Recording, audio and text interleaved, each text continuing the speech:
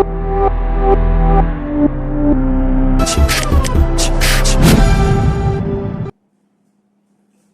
আমি তোমাদের সামনে বিকম 4th সেমিস্টার, ঠিক আছে, আজকে অনার্সের ক্লাস করছি না, আজকে জেনারেল এর ক্লাস করছি, ঠিক আছে। বিকম 4th সেমিস্টার যে ইনকাম ট্যাক্স সাবজেক্ট আছে, ট্যাক্সেশন 1, সেই সাবজেক্টে স্যালারি একটা চ্যাপ্টার আছে, তোমরা জানো। স্যালারি থেকে তোমাদের 20 মার্কস আসবে, ঠিক আছে। 15 নম্বরে একটা বড় অঙ্ক আসবে, একটা 5 নম্বরে একটা শর্ট অঙ্ক আসবে, ছোট অঙ্ক আসবে, ঠিক আছে। তো আমি 2-3টে অঙ্ক করে নিচ্ছি। ওই 2-3টে অঙ্ক যদি তোমরা ভালো মতন করো, আমি করে নিচ্ছি, এখন ভালো করে দেখো। যে জানো তো ঠিক আছে, যারা জানো না তারা একবার দেখে নাও। ওই অঙ্কটা যে করাচ্ছে সেই অঙ্কটা বাড়িতে ভালো করে না দেখে করার চেষ্টা করো, বুঝে না দেখে করার চেষ্টা করো। তারপর আমি যে স্যালারি থেকে 10টার মতন অঙ্ক দিয়েছি হোমওয়ার্ক, ওই 10টা অঙ্ক করলে আর কিছু করতে হবে না, তোমাদের পরীক্ষার কোশ্চেন কমন পড়ে যাবে, ওর মধ্যেই অঙ্ক আসবে। তো আমি কি কি অঙ্ক করাবো? আমি 2021 সালে জেনারেলে যে অঙ্কটা এসেছিল, তো অনলাইনে যে পরীক্ষাটা হয়েছিল সেই অঙ্কটা করাবো। 2019 সালে যে অফলাইন পরীক্ষা হয়েছিল জেনারেলে সেই অঙ্কটা করাবো, একটা মডেল সেটের অঙ্ক করাবো। এই 3টে 15 নম্বরের বড় অঙ্ক করাবো, আর দেখবো শর্ট কোশ্চেন কি কি আছে সেইগুলো করাবো। তো দেখো, তোমরা সবাই স্ক্রিনে দেখতে পাচ্ছ 2021 সালে জেনারেলে যে কোশ্চেনটা এসেছিল, বলছে Poloy is appointed in GM private limited, ঠিক আছে, in Kolkata. From the following particulars, compute his income from salary for the assessment year 2022-23. The income from salary বের করতে বলেছে। প্রথমে বলেছে বেসিক স্যালারি দিয়ে দিয়েছে, ডিয়ারনেস অ্যালাউন্সেস দিয়ে দিয়েছে। তো যা যা আইটেম দিয়েছে আমরা অঙ্ক করতে করতে বোঝাবো, ঠিক আছে। তো এমন কিছু কঠিন, আর একটা কথা বলেছি, কেউ যদি ওয়েস্ট বেঙ্গল বোর্ড থেকে এসে থাকো, তো তোমাদের তো ক্লাস 11-12 এ তোমার কস্ট ট্যাক্স সাবজেক্টটা ছিল, ঠিক আছে। সেখানে ট্যাক্সে তোমরা ক্লাস 11 এ স্যালারি শিখেছো, ওই স্যালারিটাই বিকম জেনারেলে আছে। হ্যাঁ, ওখানে যা ছিল এখানে 2-3টে পয়েন্ট এক্সট্রা এসছে। স্যার কি কি 2টো পয়েন্ট দেখো বলে দিচ্ছি। ওখানে তোমাদের মোটর কারের অ্যাডজাস্টমেন্ট ছিল না, এখানে মোটর কারের অ্যাডজাস্টমেন্ট পাবে, ঠিক আছে। তো ওখানে প্রভিডেন্ট ফান্ডের অ্যাডজাস্টমেন্ট ছিল না, এখানে প্রভিডেন্ট ফান্ডের অ্যাডজাস্টমেন্ট হবে। এই 2টো বেসিক জিনিস চেঞ্জ আছে, আর বাকি 11 এ যা পড়েছিল সেখানে এইগুলোই আছে। তো ঠিক আছে, কোনো সমস্যা নেই, ইজি জিনিস। দেখো প্রথমে কি লেখা আছে, দেখো আমি প্রথমে অঙ্কটা করতে গেলে স্যালারি করতে আগে এই কথা লিখে নিতেই হবে। Computation of income from salary inverted কমার মধ্যে রাখতে হবে। কার করছি? পোলয়, মিস্টার পোলয়। আর resident individual for the assessment year লিখবো 22-23, আমাদের জানি assessment year, related to the previous year 21-22। তো দেখো আমরা এই অঙ্ক করতে গেলে কি করব? রুপিসে 2টো ঘর করব, আর ঘর করব রুপিসে 2টো ঘর করব। প্রথমে দেখো কি বলেছে, প্রথমে খুব ইজি অঙ্ক, বারবার বলছি ইজি অঙ্ক। স্যার প্রথমে দিকে বেসিক স্যালারি, ঠিক আছে। মিস্টার পোলয় কোম্পানিতে কাজ করছে, আর আমরা স্যালারি করি 12 মাসে, এটা মাথায় রাখবে, পুরো 12 মাসে করি। ও স্যালারি পেয়েছে 50,000 টাকা করে প্রতি মাসে। তো এক মাসে 50,000 টাকা পেয়েছে, তো 12 মাসে কি হবে বুঝতেই পারছো। তাহলে এখানে লিখো বেসিক স্যালারি, ঠিক আছে, লিখো বেসিক স্যালারি। এক মাসে 50,000 টাকা পেলে 12 মাসে কত হবে? 50,000 × 12 6 লাখ টাকা। এটা আউটার লিখো, ঠিক আছে। এখন তোমরা বুঝতে পারো, তোমরা স্যার ওই এই ঘরটা কেন হয়েছে, এই ঘরটা কাজ আছে, ঠিক আছে। এই ঘরটা ক্যালকুলেশন করা না, ঠিক আছে, কোনো প্লাস মাইনাস আমরা অঙ্ক করলে বুঝতে পারবে, তুমি বুঝতে পারবে এই ঘরটা কখন কাজ আছে। তো অঙ্কটা আরম্ভ করি, তো বুঝতে পারবে। তাহলে কি ডিয়ারনেস অ্যালাউন্সেস, ঠিক আছে, ডিয়ারনেস অ্যালাউন্সেস।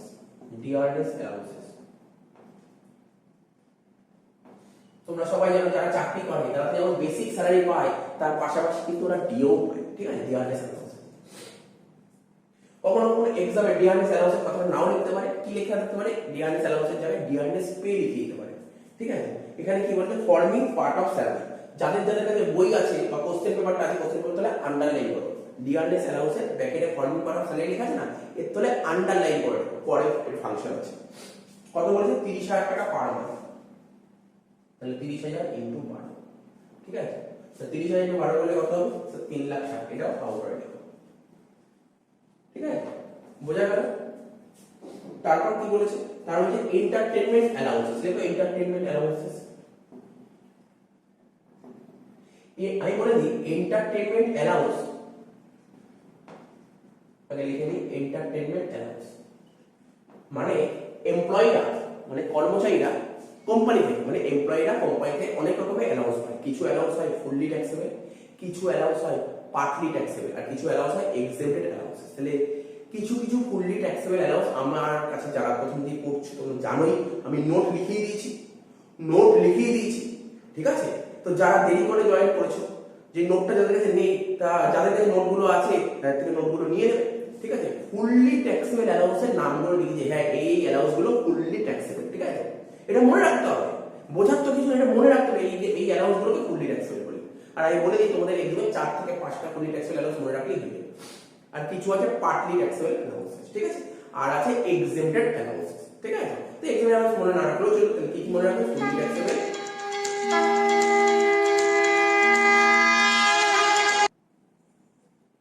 তো কিছু মনে রাখবে ফুললি ট্যাক্সেবল অ্যালাউন্স আর কিছু মনে রাখতে হবে পার্টলি ট্যাক্সেবল অ্যালাউন্স। স্যার কয়েকটা ফুললি ট্যাক্সেবল অ্যালাউন্সের নাম বলুন না, তবু আমি বলছি।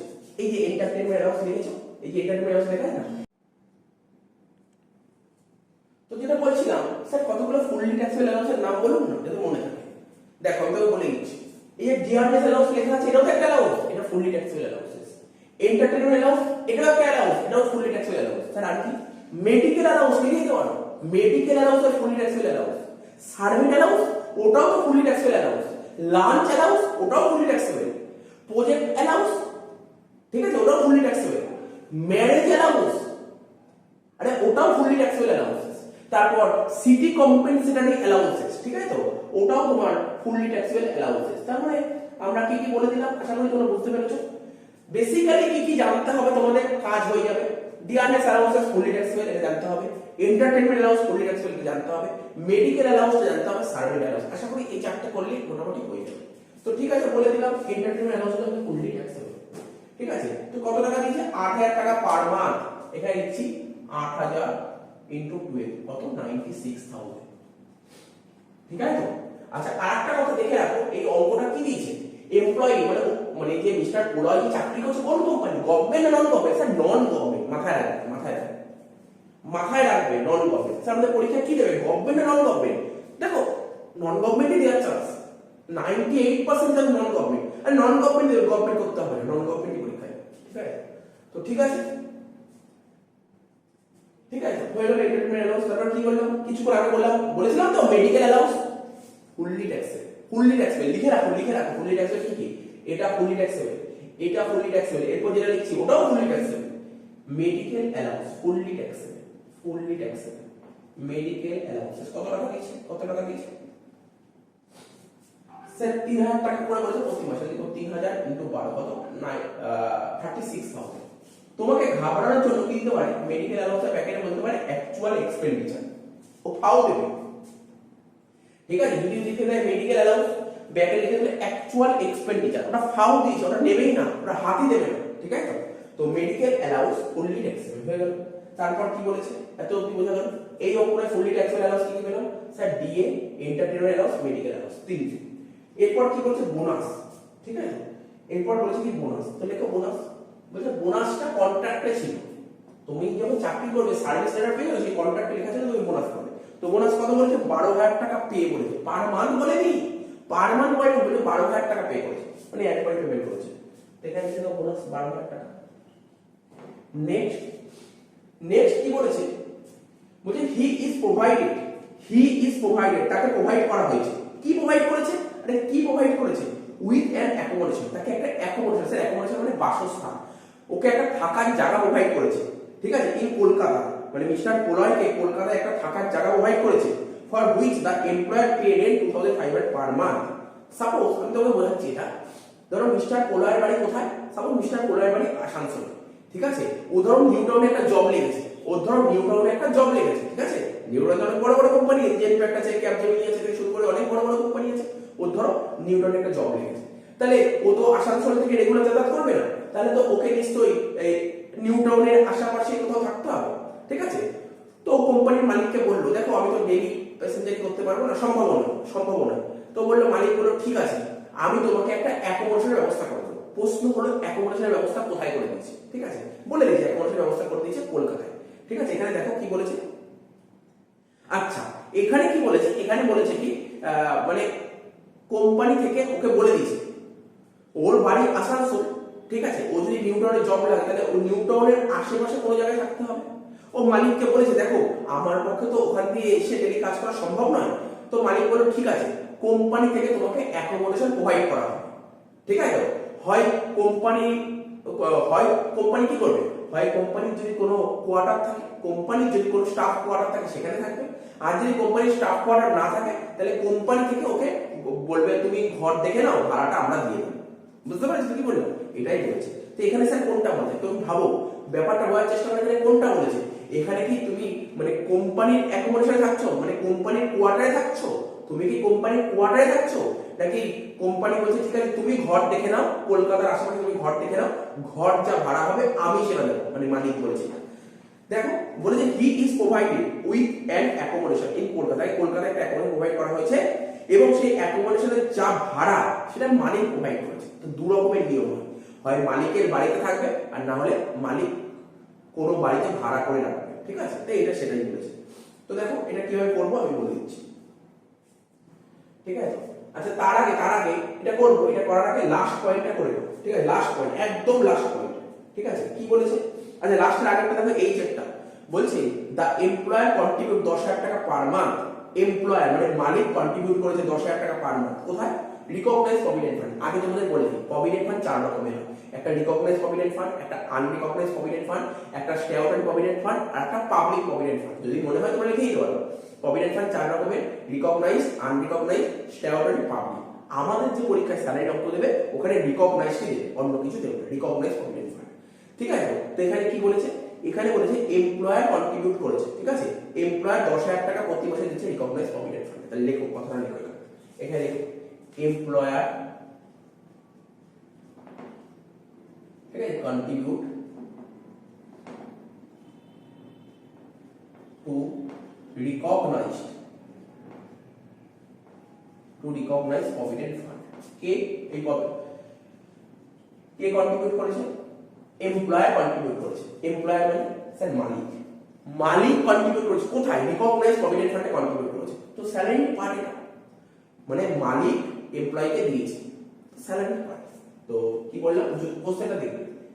দেখো কখনো কখনো কোশ্চেনে বলে দেয় এমপ্লয়ার কন্ট্রিবিউট করেছে, আবার বলে এমপ্লয় কন্ট্রিবিউট করেছে। এমপ্লয় কন্ট্রিবিউট তো আসবে না, মাথায় রাখবে এমপ্লয় কন্ট্রিবিউট আসবে না, আসবে কে? এমপ্লয়ার যদি কন্ট্রিবিউট করে। রিকগনাইজড প্রভিডেন্ট ফান্ডে যদি মালিক কন্ট্রিবিউট করে তাহলেই স্যালারিটা আসবে। স্যার যদি এমপ্লয়ি কন্ট্রিবিউট করে স্যালারিটা আসবে না? না, আসবে না। কোথায় আসবে? কোথায় আসবে? ওটা চলে যাবে 80C ডিডাকশন, চলে যাবে 80C ডিডাকশন। ঠিক আছে, 80C। আরে তুমি ভাবো না, আরে স্যালারি মানে কি? ধরো আজকে আমি একটা কোম্পানিতে চাকরি পেয়েছি, তা আমার মালিকের থেকে যা যা পাবো ওটাই তো স্যালারিতে আসবে। তো মালিকের থেকে তো এমপ্লয়ার তো মালিকের থেকে তো পেয়েছি, এটা স্যালারিতেই আসবে। কত টাকা করে পেয়েছো? স্যার বলেছে তো 10,000 টাকা করে প্রতি মাসে। লেখো লেখো 10,000 টাকা করে প্রতি মাসে। তো 10,000 ইনটু 12, ঠিক আছে, তো কত? 1,20,000 টাকা। হ্যাঁ লিখলাম, দেখো 1,20,000 টাকা। দেখেছো কি লিখলাম? এমপ্লয়ার কন্ট্রিবিউট, ঠিক আছে, মালিক কন্ট্রিবিউট করেছে কোথায়? রিকগনাইজড প্রভিডেন্ট ফান্ডে 1,20,000 টাকা কন্ট্রিবিউট করেছে। ঠিক আছে, নিয়ম হচ্ছে স্যার এখানে কেন লিখলেন? এটাই তো বোঝাবো এখানে কেন লিখলাম। দেখো আমাদের যে গভর্নমেন্ট অফ ইন্ডিয়া যে ইনকাম ট্যাক্স, ওখানে পরিষ্কারভাবে বলা আছে মালিক যত টাকা কন্ট্রিবিউট করবে, ঠিক আছে, মালিক যত টাকা কন্ট্রিবিউট করলো রিকগনাইজড প্রভিডেন্ট ফান্ডে, 12% হতে ঠিক আছে, 12% এর উপর যদি কন্ট্রিবিউট করে তাহলে ট্যাক্স দিতে হবে। ঠিক আছে, তো আবার বলছি মালিক কন্ট্রিবিউট করেছে 1,20,000, ঠিক আছে, 1,20,000, এই টাকাটা যদি 12% কে ক্রস করে, ঠিক আছে, 12, সাপোজ ধরো আমি বলছি 12% করে দেখলাম 12% করে দেখলাম মানে 1,00,000 বেরোচ্ছে, তার মানে কি 1,00,000 টাকা ক্রস করেছে, এক্সট্রা করে ওর উপর ট্যাক্স দিতে হবে। তো কিছুই না, আমাদের যে পরিষ্কারভাবে রুল লেখা আছে employer contribution to recognised provident fund, যত টাকা কন্ট্রিবিউট করবে তার থেকে কি করব? 12% অফ স্যালারি ডিডাকশন করব, 12% অফ স্যালারি। তাহলে স্যার এটা কোশ্চেনে বলে দেবে, কোনোদিন বলবে এটা মনে রাখতে হবে। কি মনে রাখতে হবে? এমপ্লয়ার রিকগনাইজড প্রভিডেন্ট ফান্ডে যত টাকা কন্ট্রিবিউট করবে, ঠিক আছে, 12% স্যালারি, 12% এক্সেমশন পাওয়া যায়, স্যালারি 12% এক্সেমশন পাওয়া যায়। এখানে স্যালারি বলতে কাকে বোঝায়? নিচে দিচ্ছি, এখানে স্যালারি বলতে কাকে বোঝায়? এখানে স্যালারি বলতে basic plus DA, basic plus DA. দেখো বেসিক কত ছিল স্যার? বেসিকটা 6 লাখ টাকা ছিল, এখানে লিখলাম বেসিক 6 লাখ টাকা। এবার লিখবো ডিএ, ডিএ কত ছিল? দেখো ডিএ কত ছিল? ডিএ ছিল তোমার 3,60,000, বাট 3,60,000 তো লিখতে পারবে না। হ্যাঁ না, কেন লিখতে পারবে না? ডিএ লিখতে পারবে 3,60,000, ডিএ তো 3,60,000 ছিল, 3,60,000 লিখে দেবো। তাহলে এর উপর 3,60,000 করলে কত হচ্ছে? 9,60,000। ঠিক আছে, তাহলে এবার তাহলে করে দেখো 9,60,000 এর 12% করে দাও, 9,60,000 12% করলে কত হয়? কত হচ্ছে? 1,15,200। ঠিক আছে, তাহলে গভর্নমেন্ট অফ ইন্ডিয়া বলে দিয়েছে দেখো দেখো ভাই 1,15,200 অবধি আমি অ্যালাউ করব, কিন্তু এমপ্লয়ার কত টাকা কন্ট্রিবিউট করেছে? স্যার এমপ্লয়ার তো 1,20,000 কন্ট্রিবিউট করেছে, কিন্তু গভর্নমেন্ট বলেছে আমরা এত টাকা অবধি ট্যাক্স নেব না, 1,15,200 অবধি ট্যাক্স নেব না, কিন্তু এর উপর যে এক্সট্রা টাকা 4,800 ওর উপর ট্যাক্স নেব। ঠিক আছে, এই হয়ে গেল 4,800। বুঝা গেল? তার মানে তোমরা মাথার মধ্যে ছোট্ট একটা ট্রিক্স লিখে রাখো, পরীক্ষার কোশ্চেনে লিখে দেবে employer contribution to recognize provident fund, একটা টাকা দিয়ে দেবে, যেই টাকাটা দিয়ে দেবে তার থেকে 12% স্যালারি মাইনাস করবে। স্যালারি বলতে বেসিক আর ডিএ দুটো মিলিয়ে যত টাকা হবে তার 12%। এই হলো। এবার তুমি অন্য অঙ্ক যখন করতে যাবে দেখবে লেখাটা দিয়েছে, কেমন লেখা দিয়েছে, এখানে কি বলেছে, এখানে তো টাকা বলেছিল, এমপ্লয়ার কত টাকা কন্ট্রিবিউট করবে সেই টাকাটা বলেছে, কিন্তু কোন কোন অঙ্কে কেমন বলে জানো, বলে দেবে এমপ্লয়ার কন্ট্রিবিউট করে রিকগনাইজ প্রভিডেন্ট ফান্ড, ধরো বলে দিল 13%, কত পার্সেন্ট, সাপোজ বলে দিল 13% কন্ট্রিবিউট করেছে। আমাদের নিয়ম কি স্যার, আপনি তো বলেন 12% অবধি ট্যাক্স ফ্রি, 12% উপর ট্যাক্স দিতে হবে, 12% এর অতিরিক্ত ট্যাক্স দিতে হবে, তাহলে 13% মানে 12% উপর কত স্যার 1%, সেক্ষেত্রে 1% উপর ট্যাক্স দিতে হতো। স্যার কার উপর 1% করব, আরে ওই বেসিক আর স্যালারি যোগ করে দিতে হবে তাহলে 1%। ঠিক আছে, এইগুলো আমরা সব ক্লাসে ডিসকাস করেছি, আগে অনেক ডিসকাস করেছি। ঠিক আছে, তাও যদি বুঝতে অসুবিধা পরে পাবো বলে দেবো। ঠিক আছে, বলে দেবো। ঠিক আছে, এটা হলো 4,800। তারপর কি দিয়েছে দেখো কোশ্চেন পড়ো, বলছে কি এখানে বলেছে তার আগে, ঠিক আছে, তার আগে কি বলেছে, বলছে the employer contribute 10 sorry I নম্বরটা হচ্ছে আই ইন্টারেস্ট 13%। তুমি নিজেই ভাবো তুমি রিকগনাইজ প্রভিডেন্ট ফান্ডে একটা টাকা জমছে, তাই একটা ফান্ডে যে টাকা জমে তার উপর কি ইন্টারেস্ট হবে কি হবে না? স্যার অবশ্যই হবে, ফান্ডে টাকা জমে তার উপর ইন্টারেস্ট হবে। তো ধরো এখানে ইন্টারেস্ট কত হয়েছে 13%, কত বলছি ইন্টারেস্ট 13%, তো 13%, এবার ধরো ফান্ডে আবার যে টাকাটা ছিল, ঠিক আছে, মার্কেটে ধরো ওটার রেট ইন্টারেস্ট রেট ছিল 13%, ওটা ক্যালকুলেট করে কত হয়েছে 7,800। ঠিক আছে, তো দেখো এখানে কি লিখছি, লেখাটা দেখো, লিখছি ইন্টারেস্ট ক্রেডিটেড টু আরপিএফ, তাই তো? এটা তো ছিল আমার ফান্ডের নাম কি ছিল, কোন provident fund? Sir recognize provident fund. তাহলে রিকগনাইজ প্রভিডেন্ট ফান্ডে যদি টাকাটা জমে তাহলে তোমার ইন্টারেস্ট পেইড হবে কি হবে না? স্যার অবশ্যই ইন্টারেস্ট পেইড হবে, তাহলে তোমার ইন্টারেস্ট পেইড টু আরপিএফ। ঠিক আছে, তো তুমি যে ফান্ডে রেখেছো কত পার্সেন্ট করে ইন্টারেস্ট দিচ্ছে? স্যার 13% করে তো ইন্টারেস্ট দিচ্ছে, তো 13% ইন্টারেস্ট তুমি যে ফান্ডে টাকা রেখেছো তার উপর 13% ইন্টারেস্ট পেয়ে কত টাকা হচ্ছে স্যার 7,800 টাকা। 13% 7,800 টাকা মাথায় রাখবে। তাহলে তাহলে ঠিক আছে তো, তাহলে বুঝতে পারছো 13% 7,800 টাকা, তাহলে একে কত 7,800 বাই 13। কিন্তু আমাদের ইনকাম ট্যাক্সে একটা রুল বলেছে, ইনকাম ট্যাক্সে বলেছে যদি 9.5% এর বেশি ইন্টারেস্ট দেয়, যদি 9.5% এর বেশি ইন্টারেস্ট দেয় তাহলে ট্যাক্স দিতে হবে, তার বেশি তার আগে ট্যাক্স দেবে না, 9.5 এর উপর হলে ট্যাক্স দেবে। তাহলে ইন্টারেস্ট পেইড টু আরপিএফ দেখো ইন এক্সেস অফ 9.5% পার অ্যানাম, যদি 9.5 এর বেশি হয়, তাহলে দেখো 9.5 এর বেশি কিনা, হ্যাঁ স্যার 9.5 এর বেশি, কত বেশি, কত বেশি 13 থেকে 9.5 বাদ দাও। ঠিক আছে, তাহলে 10 3 মানে 3.5, তার মানে গভর্নমেন্ট তোমার থেকে 3.5% ট্যাক্স নেয়। তারপরে 7,800 যদি 13 সমান হয় তাহলে 3.5 এর সমান কত? কারণ এই 13% যদি 7,800 হয় তাহলে 3.5 অতিরিক্ত, এর ভ্যালুটা বের করে দাও, শেষ। 7,800 ডিভাইডেড বাই 13 ইনটু 3.5 কত হচ্ছে 2,100 টাকা হয়ে গেল, ক্যালকুলেট করে হয়ে গেল। ঠিক আছে, তো এটা দেখি দাও। ঠিক আছে, 3.5 ইনটু 7,800 ডিভাইডেড বাই 13। ঠিক আছে, বুঝতে পারলে ব্যাপারটা? বুঝতে পারলে তো? মানে বুঝলো তো? তাহলে কি করবে, তোমার রিকগনাইজ প্রভিডেন্ট ফান্ড তুমি কন্ট্রিবিউট করেছো, তাহলে রিকগনাইজ প্রভিডেন্ট ফান্ডে টাকাটা রাখলে নিশ্চয়ই কোনো না কোনো জায়গায় টাকাটা জমবে, পেইড হবে তো টাকাটা, তো পেইড হলে টাকাটা তুমি ইন্টারেস্ট পাবে, তাই না? ইন্টারেস্ট কত পার্সেন্ট ইন্টারেস্ট বলছি, 13% করে ইন্টারেস্ট দেয় ফান্ডে, 13% 7,800 টাকা, 13% 7,800 টাকা, 13% ক্যালকুলেট করলে 7,800 টাকা, তাহলে কত পার্সেন্ট এক্সট্রা দিয়েছে 3.5, তো ওটা গভর্নমেন্ট ট্যাক্স দেবে। তো ঠিক আছে, হয়ে গেল। আর কি আছে, যেটা বলেছিলাম পরে বলবো সেটাই এখন বলছি। ঠিক আছে, এখানে একটা হেডলাইন দাও, পার কিউজিস, কি লিখবো পারকিউজিটস আবার কাকে বলে দেখো আমি বলছি আন্ডার সেকশন 17 সাবসেকশন দেখ যদি যদি কি হয় যদি কোনো রকমের বেনিফিট পাওয়া যায় ঠিক আছে যদি কোনো রকমের বেনিফিট পাওয়া যায় কার থেকে বেনিফিট পাবে আরে নিশ্চয়ই মালিকের থেকে এমপ্লয়ার থেকে যদি এমপ্লয়ি কোনো বেনিফিট পায় ঠিক আছে স্যালারি অ্যালাউন্সেস এগুলো ছাড়া তাকে বলা হয় পারকিউজিটস ঠিক আছে তো দেখো না কোনো এমপ্লয়ি বাড়িতে আমি উদাহরণ দিয়েছিলাম আসানসোলে বাড়ি ও নিউটনে জব লেগেছে নিউটনের ওখানে ধরো মালিক ওকে একটা ঘর দেখে দিল তাহলে এটা কোম্পানি বেনিফিটই পেলো না এটা পারকিউজিটসের মধ্যে পড়ে তাহলে এখানে কি লিখবো এটাকে লিখবো রেন্ট ফ্রি অ্যাকোমোডেশন কি লিখবো রেন্ট ফ্রি অ্যাকোমোডেশন ঠিক আছে ওয়ার্কিংস করবো ওয়ার্কিংস আচ্ছা এই যে এটা করেছিলাম এটা আমাদের হিসাবে 1 নম্বর ওয়ার্কিংস ছিল ঠিক আছে এবার 2 নম্বর ওয়ার্কিংস করছি লিখুন অঙ্কটা কত জায়গা লাগবে তার নিচে লিখবে ঠিক আছে 2 নম্বর ওয়ার্কিংস লিখুন 2 নম্বর workings is a rent free accommodation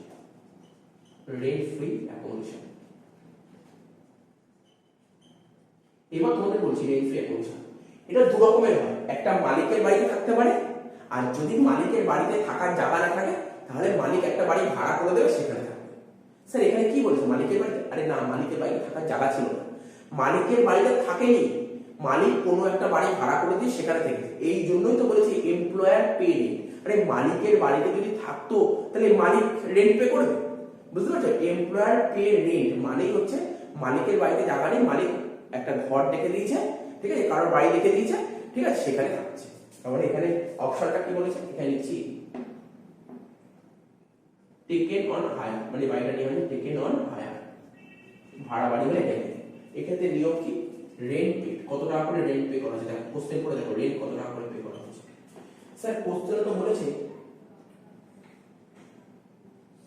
rent pay করা হচ্ছে 2,500 টাকা তাহলে দেখো এখানে 2,500 ইনটু 12 কেন 12 মাসই তো থাকবে 30,000 আর কি করতে হয় 15% অফ স্যালারি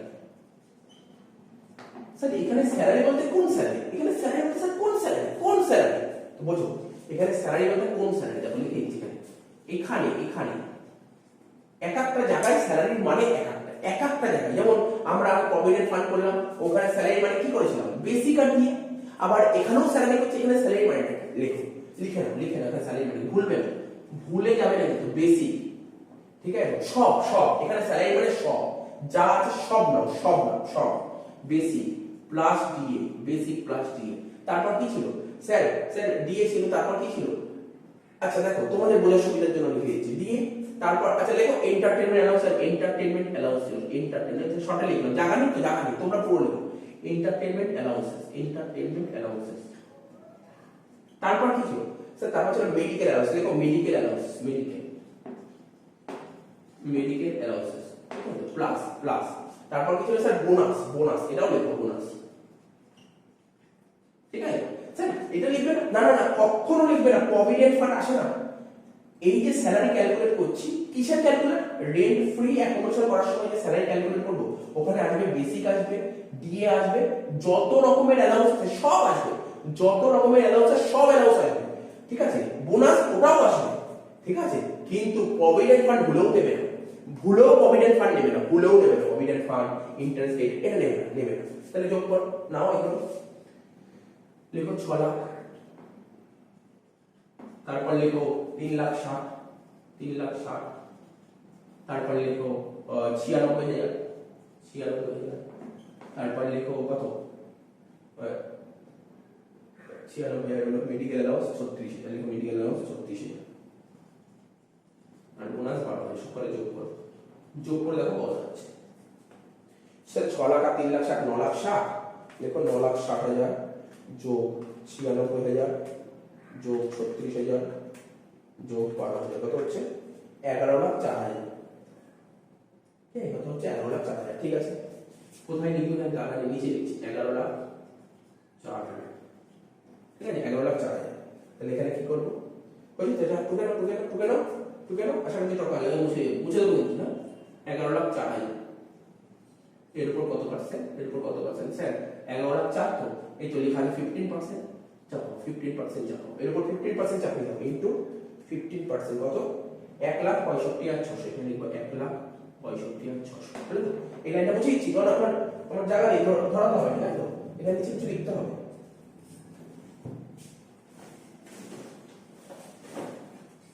ঠিক আছে? এবার বুঝিয়ে দিলাম, ঠিক আছে? নিয়ম কি এই দুটোর মধ্যে ছোট বলতে পারবে? মানে বলতে পারবে দুটোর মধ্যে ছোট কোনটা? হ্যাঁ স্যার বলতে পারবো, 30,000 টাকা ছোট। এখানে লিখো 30,000, এখানে লিখো which one is lower, which এবার ইজ লোয়ার, ছোট কোনটা? 30,000। তাহলে লিখে দেবো নেট পে অপারেশন, এখানে লিখো ব্র্যাকেটে লিখো নোট 2 কত? 30,000। এখানে লিখলাম প্রথমটা লিখো 30,000। Clear sir? ক্লিয়ার হয়েছে। নেক্সট পয়েন্ট দেখো কি বলেছে।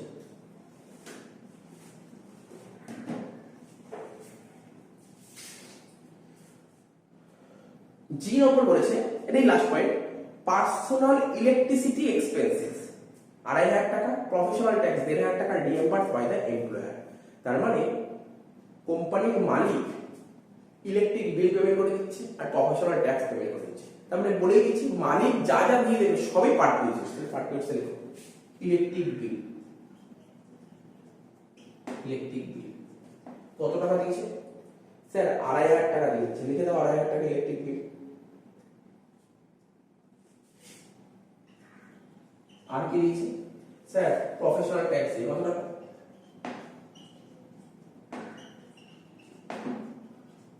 প্রফেশনাল ট্যাক্স কত দিয়েছে স্যার? প্রফেশনাল ট্যাক্স তো দিয়েছে আপনার 1,500 টাকা, লিখে দাও। তাহলে 34,000 টাকা করে টোটাল করো। এত কি টোটাল করে দেখো কত হচ্ছে, ঠিক আছে? 6 লাখ যোগ 3,60,000 যোগ 96,000 যোগ 36,000, ঠিক আছে, যোগ 12,000 যোগ 4,800 যোগ 2,100 যোগ 34,000, কত হচ্ছে? 11,44,900। এটা মুছে দিচ্ছি, কাজটা হয়ে গেছে। এটাকে বলে গ্রস ইনকাম ফ্রম স্যালারি। এই যে যেটা বেরোলো তাকে বলে গ্রস ইনকাম ফ্রম স্যালারি, এটা বলে গ্রস ইনকাম ফ্রম স্যালারি। ঠিক আছে, লেখা হলো, লিখতে পেরেছি, হয়ে যেত। এর থেকে মাইনাস করতে হয়, কি মাইনাস করব? ডিডাকশন আন্ডার সেকশন 16, ঠিক আছে? প্রথমে লিখো স্ট্যান্ডার্ড ডিডাকশন, ঠিক আছে? কত? আন্ডার সেকশন 16 IA 50,000 টাকা পাবে স্ট্যান্ডার্ড ডিডাকশন, 50,000 টাকা। স্ট্যান্ডার্ড ডিডাকশন কোনদিন কোশ্চেনে বলবেন, মনে রাখতে হবে 50,000 টাকা, এটা 50,000 টাকা। আর কি আছে? আর আছে প্রফেশনাল ট্যাক্স, কি লিখলাম? প্রফেশনাল ট্যাক্স, ঠিক আছে? প্রফেশনাল ট্যাক্স কত ছিল? Professional tax sir 15,000। দেখো একটা জিনিস মাথায় রাখবে তোমরা, ভুলে গেলে চলবে না। প্রফেশনাল ট্যাক্স, ঠিক আছে, প্রফেশনাল ট্যাক্স যদি এমপ্লয়ার দেয়, যদি প্রফেশনাল ট্যাক্স যদি এমপ্লয়ার পে করে, এমপ্লয়ার পে করলে তো পার্টিকুলারসে আসবে প্লাস ডিডাকশনও আসবে, ঠিক আছে? আর যদি প্রফেশনাল ট্যাক্স শুধু এমপ্লয়ি দেয় তাহলে অনলি ডিডাকশন, এটা মাথায় রাখবে, ভুলে গেলে চলবে। যদি মনে হয় নোট করে রাখতে, তোমাকে কোশ্চেন করে দেখতে হবে প্রফেশনাল ট্যাক্স কে দিয়েছে, মালিক না কর্মচারী, এমপ্লয়ি অর এমপ্লয়ার। যদি এমপ্লয়ার দেয় তাহলে একবার পার্টিকুলারসে আসবে, একবার ডিডাকশন আসবে। যদি এমপ্লয়ি দেয় অনলি ডিডাকশন। তো হয়ে গেল, তো করে দাও, শেষ হবে। 51,500, এই যে পুরো করে দিলে কত পেয়ে গেলে? 15 নাম্বার পেয়ে গেলে, পুরো 15 নাম্বার পেয়ে গেলে তোমার হাতের মধ্যে 15 নাম্বার, ঠিক আছে? মাইনাস 51,500, ঠিক আছে? 10,93,400 হয়ে গেল। এটাকে বলা হয় ইনকাম ফ্রম স্যালারি। এরকম অঙ্ক আসবে, এত ইজি। হ্যাঁ, এরকম অঙ্কই পরীক্ষায় তোমরা পাবে, আশা করা যাচ্ছে, ঠিক আছে? হয়ে গেল। টুকে নাও পুরো ভালো করে, ঠিক আছে? টুকে নাও ভালো করে।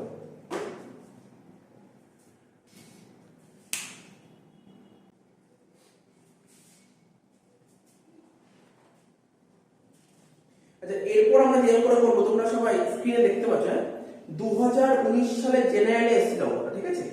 2019 সালে জেনারেলে এসেছিল। দেখো কোশ্চেনটা করছি, বলছে মিস রয় জয়েন্ট এএমসি লিমিটেড, মানে প্রাইভেট কোম্পানির এমপ্লয়ি, ঠিক আছে? অন কি বলেছে? অন 1/8/16 ও কাজে কবে জয়েন করেছিল? ডেটটা মাথায় রাখবে, দরকার আন্ডারলাইন করে রাখো। ও কাজে জয়েন করেছিল 1/8/16, ঠিক আছে? Furnish the following information for the year ended 31st March 2022. Basic salary বলছে 15,000 per month. DA বলেছে 4,000 টাকা পার মান্থ। আমি আগের অঙ্কই করলাম, DA টা কি ছিল স্যার? Fully taxable allowances. ঠিক আছে, মেডিকেল অ্যালাউন্স দিয়েছে, আগেরটাও ছিল, এই অঙ্ক হচ্ছে fully taxable allowances. Sir children education allowances, এটা ফুললি ট্যাক্সেবল অ্যালাউন্সেস নয়, এটা পার্টলি ট্যাক্সেবল। শিখিয়ে দেবো কি করে করতে হবে চিলড্রেন এডুকেশন অ্যালাউন্সেস। এটা এখন আমি যখন বলে দিচ্ছি চিলড্রেন এডুকেশন অ্যালাউন্সেস কি করতে হবে। এ তো লেখাটা, এটা তো পড়ার কিছু নেই, তো তোমরা বুঝতেই পারছো প্রতিটা অঙ্কে একই কথা লিখতে হবে। ধরো children education allowances, children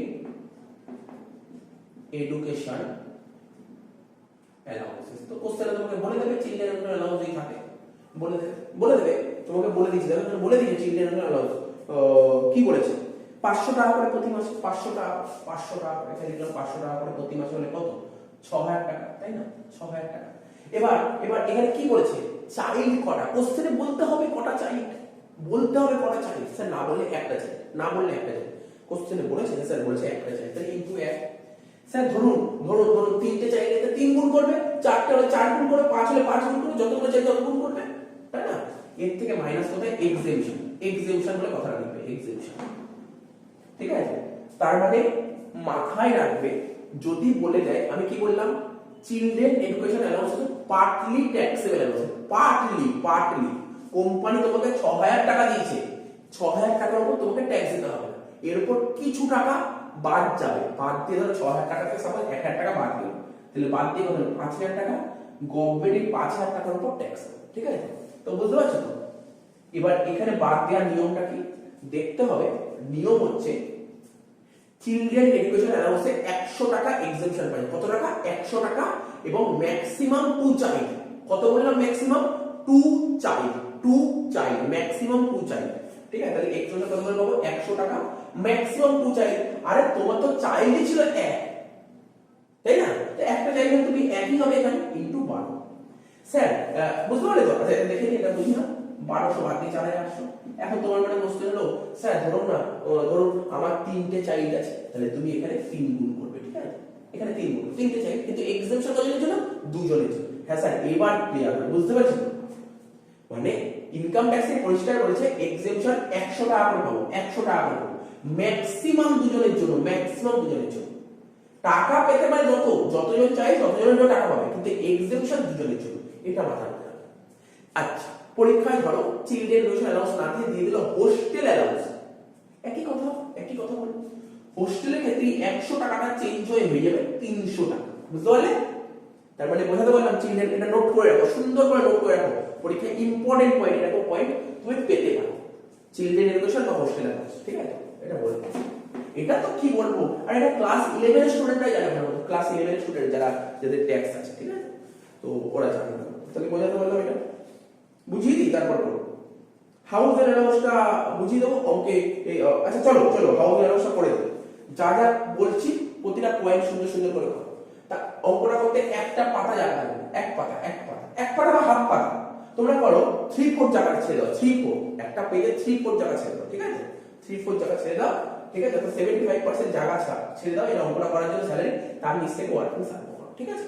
first workings লিখো, ফার্স্ট ওয়ার্কিংস কি লিখবে? ফার্স্ট ওয়ার্কিংস নোট নাম্বার 1 লিখো। স্যার কি ওয়ার্কিংস হবে? লিখো ট্যাক্সেবল অ্যামাউন্ট। যে পয়েন্টটা দিয়েছি ওটা লিখি ট্যাক্সেবল অ্যামাউন্ট অফ, ঠিক আছে? Taxable amount of house rent allowances.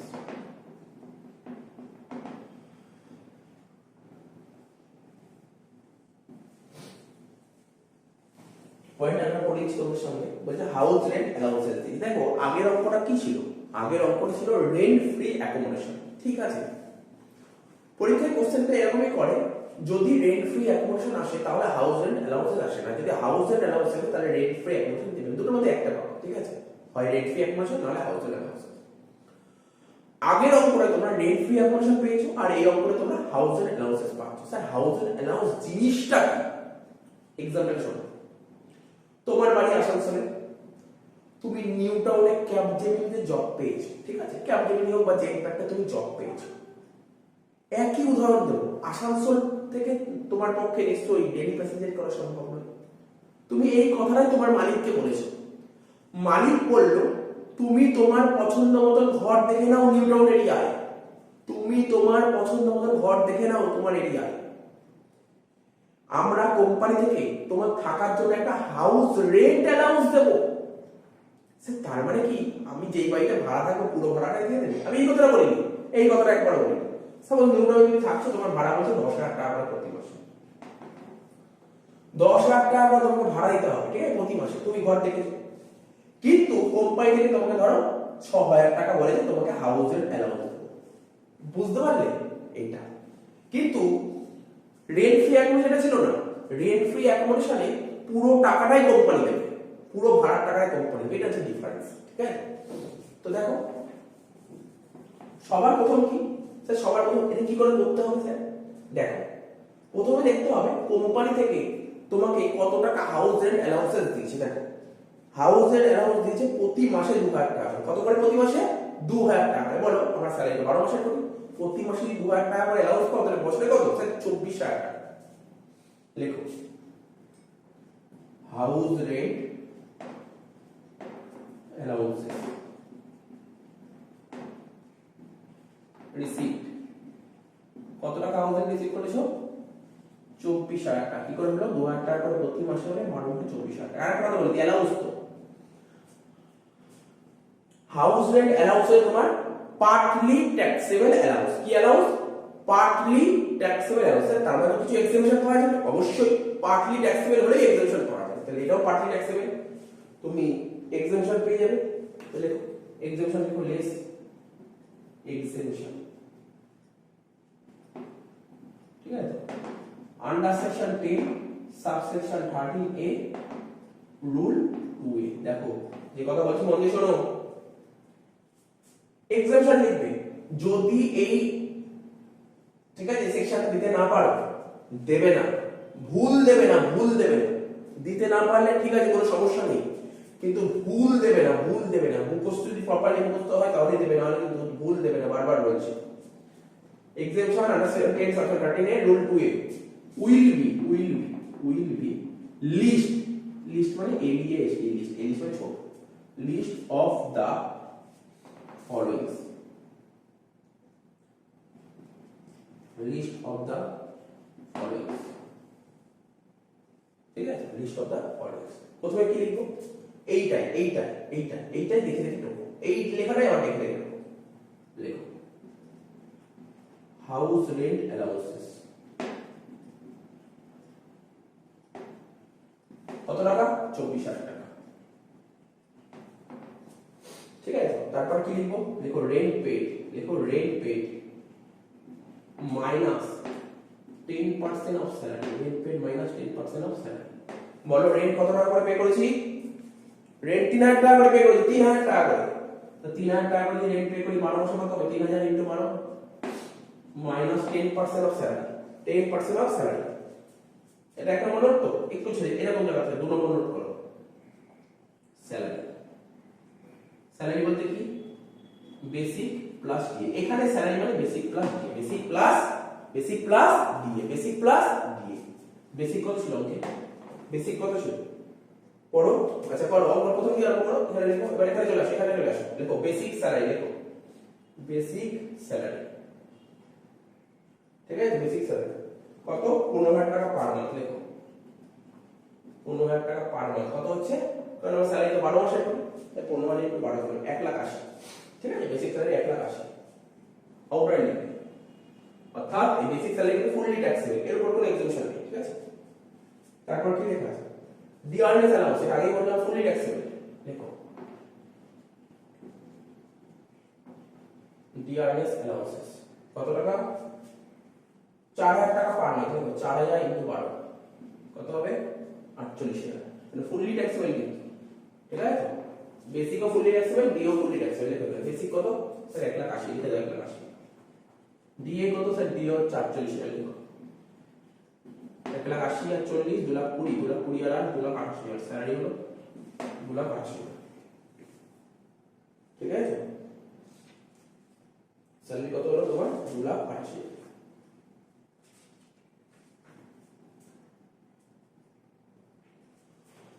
ঠিক আছে? তাহলে 2,80,000 2,28,000। এবার করো এই 2,28,000 উপর 10% করে দাও, তাহলে কত হচ্ছে 3,000 ইনটু 12 36,000, ঠিক আছে। আর 2,28,000 10% করলে 22,800। তাহলে করো 36,000 থেকে 22,800 বাদ দাও, কত হচ্ছে দেখো,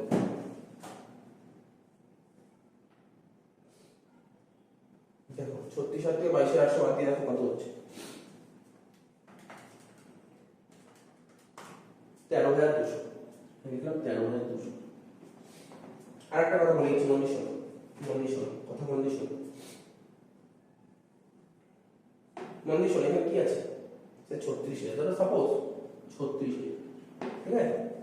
আর এখানে ধরো 2,28,000 10% করে কত 22,800 ছিল, সাপোজ ধরো 36,000 টাকা থেকে ধরো বাদ দিতে হচ্ছে তোমার ধরো 37,000 টাকা, সাপোজ তুমি ধরো 10% অফ স্যালারি করে দেবে, মানে স্যালারি 10% করে দেবে, ঠিক আছে। স্যালারি 10% করে দেখলে তোমার 37,000 টাকা বেরোবে। তাহলে কত হচ্ছে 36 থেকে 37 বাদ দিচ্ছি, কত হচ্ছে স্যার -1 লিখবো না, -1 লেখা নেই, কি লিখবো নীল, বুঝতে পারলে নীল, বুঝতে পারছো কি বললাম, সেক্ষেত্রে নীল, অর্থাৎ রেন্ট পেডের তুলনায় যদি 10% স্যালারি বেশি হয়ে যায়, তাই না, রেন্ট পেড 36 আর 10% স্যালারি করে 37,000 টাকা, তাহলে লাস্টে আলটিমেট কি বলবো, নেগেটিভ লিখতে পারবো না, নেগেটিভ যদি বেরো সেক্ষেত্রে এটা নীল, বুঝে গেল, বলে দিলাম। কারণ এই অঙ্ক তো পাইনি, তোমরা তো বাড়িতে প্র্যাকটিস করতে যাচ্ছ বা পরীক্ষায় এসে পেয়ে গেলে, তখন বলে স্যার তখন তুমি -1 লিখে দিই, কেটে দিল, এই হলো বললাম -1 হবে না, ঠিক আছে। লাস্ট কি দেখতে হবে, তুমি যে বাড়িতে ভাড়া থাকো সেটা কোন শহরে ভাড়া আছো, তুমি মেট্রো সিটিতে আছো নাকি আদার সিটি আছে। মেট্রো সিটি কি আমাদের কলকাতা, মুম্বাই, দিল্লি, চেন্নাই, ধরে লিখছি কলকাতা, মুম্বাই, দিল্লি, চেন্নাই, 4টে সিটি। তুমি যদি 4টে শহরে যদি বসবাস করো তাহলে 50% অফ স্যালারি, যদি 4টে শহর না হয় 40%, তাহলে কি লিখবে এখানে 50% অফ স্যালারি। স্যালারি কত বেরিয়েছিল স্যার 2,28,000, আর 50% করো 1,14,000। বলো এই তিনটে ছোট কোনটা, স্যার এই তিনটে ছোট তো 13,200, লিখো 13,200 করো, 24,000 থেকে 13,200 বাদ 10,800, তাহলে হাউস অ্যালাউন্স কত বেরোলো 10,800, এই 10,800 উপরে বসে, ঠিক আছে।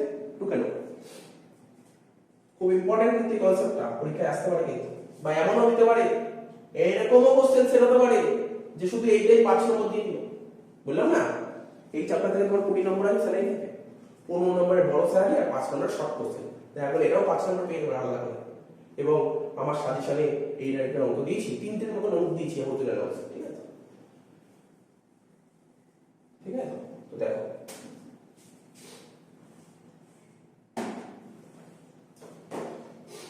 চলে হয়ে গেল, কি কি অঙ্ক বলে দেখো কি কি হয়েছে, বেসিক স্যালারি লিখে দিয়ে মেডিকেল অ্যালাউন্স কি বলেছিলাম, ফুললি ট্যাক্সেবল, লেখো fully taxable, medical allowances fully taxable কত টাকা ছিল স্যার 2,000 টাকা পার মান্থ, লেখো 2,000 ইনটু 12 24,000। তারপর চিলড্রেন এডুকেশন লস কিছুক্ষণ আগে বুঝলাম, এটা পার্টলি ট্যাক্সেবল, হ্যাঁ চিলড্রেন এডুকেশন অ্যালাউন্সেস কত টাকা বলেছিল, 500 টাকা করে পাবো প্রতি মাসে, ইনটু 12, একজন চাইতো 6,000 টাকা, ঠিক আছে। এর থেকে কি মাইনাস করবো, এক্সেমশন, সেখানে কিছুক্ষণ আগে এক্সেমশন, ঠিক আছে। তো কত টাকা করে চিলড্রেন এক্সেমশন পাওয়া যায় স্যার 100 টাকা, 100 ইনটু 12 ইনটু 1, ঠিক আছে তো বুঝা গেল। তাহলে কত হলো 1200, তাহলে হলো 4,800, ঠিক আছে। আমি কি বলেছিলাম চিলড্রেন এডুকেশন অ্যালাউন্সে ম্যাক্সিমাম দুজনের জন্য ছাড় পাওয়া যায়, তোমার চাইল্ডই আছে এক, তুমি কি করে দুই লিখতে, তাই না, তো মাথায় রাখতে হবে। তারপর কি হাউস অ্যালাউন্স বের করো 10,800 লিখে দাও, হাউস রেন্ট অ্যালাউন্সেস, তোমাদের এটা কিন্তু ভালো করে স্টাডি করতে হবে, ঠিক আছে? ইম্পর্টেন্ট পয়েন্ট, এটা ইম্পর্টেন্ট, স্টার হয়ে যাবে, এটা খুব ইম্পর্টেন্ট, ভালো করে স্টাডি করবে এটা, ঠিক আছে? 10,800।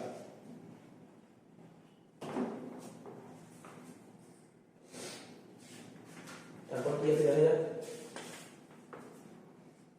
সেইগুলো মুছে দিয়ে দেবে, তাই?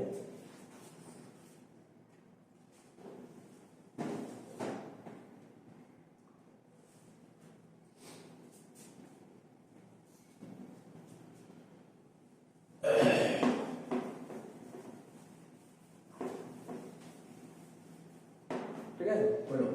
তারপর কি বলেছে স্যার? এরপর সেই প্রভিডেন্ট ফান্ড লেখো, দেখো কি বলেছে, হার এমপ্লয়ার কন্ট্রিবিউট, ঠিক আছে? এই যে কি ছিল, মিস রয়, ওর যে এমপ্লয়ার, যে মালিক ছিল, ও কন্ট্রিবিউট করেছে।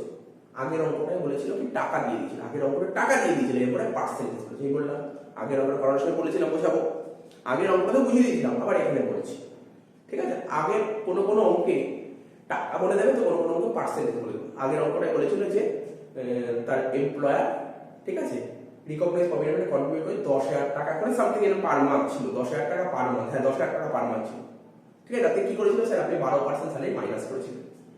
এখানে আরো সোজা করে দিয়েছে, এখানে বলেছে তুমি কত পার্সেন্ট কন্ট্রিবিউট করেছো, 13%। আমি কি বলেছিলাম, কত পার্সেন্ট অফ দি এক্সামশন, কত পার্সেন্ট এক্সামশন, 12%। তাহলে 13% কন্ট্রিবিউট করেছে, 12% এক্সাম, ঠিক আছে, 12% এক্সামশন। তাহলে গভর্নমেন্ট কত পার্সেন্ট ট্যাক্স দেবে স্যার? 1%। এটাই কত ইজি।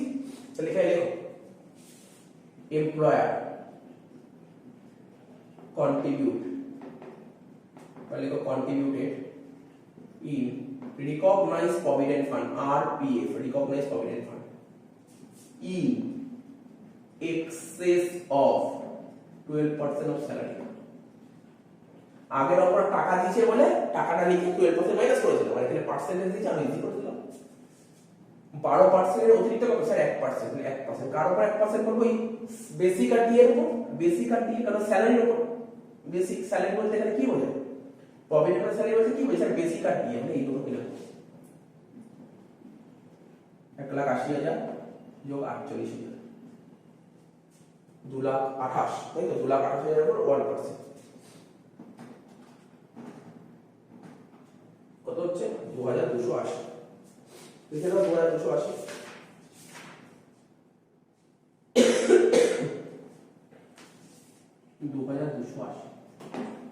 তারপর কি আছে দেখো, তার পাশেই বলেছে interest paid to the set fund 4,800। তাহলে interest credited to recognize provident fund কত পার্সেন্ট বলেছে স্যার? 16% বলে, তো টাকা কত বলে? টাকা ইন্টারেস্টের টাকা কত দিচ্ছে? 4,800 টাকা দিচ্ছে। 4,800 টাকা দিয়েছে, তুমি যে ফান্ডে টাকা রেখেছিলে, জমিয়েছিলে, সেখান থেকে তোমার আজকে ইন্টারেস্ট দাঁড়িয়ে 4,800 টাকা। তো কত পার্সেন্ট করে ইন্টারেস্ট দেয়? 16% করে। তাহলে 4,800 তোমার 16কে রিপ্রেজেন্ট করছে, ঠিক আছে? 4,800 16কে রিপ্রেজেন্ট করছে। তাহলে এই যে ইন্টারেস্ট, শোনো তো নিয়ম কি ছিল, লেখা হয়নি না? আচ্ছা ওয়েট, এখানে লেখো in access of 9.5% per. Government বলেছে তুমি তো প্রভিডেন্ট ফান্ডে টাকা রেখেছো, যদি 9.5 এর উপর ইন্টারেস্ট দেয় তাহলে আমি ট্যাক্স দেব, আদারওয়াইজ নেব। 9.5 এর যদি নিচে হতো, ধরো তুমি এমন জায়গায় প্রভিডেন্ট ফান্ড টাকা রাখলে, তোমাকে দিল 8% করে ইন্টারেস্ট, তাহলে আমি ট্যাক্স দেব না। 9.5 এর উপর হলে ট্যাক্স দেব। বুঝতে পেরেছো স্যার? বুঝতে পেরেছি। 4,800 16% ইন্টারেস্ট, কত পার্সেন্ট এক্সট্রা দিচ্ছে? কত না, 16 থেকে 9.5 এক্সট্রা কত হচ্ছে স্যার? 6 আর 5 6.5 করে দাও। 4,800 বাই 16 ইনটু 6.5,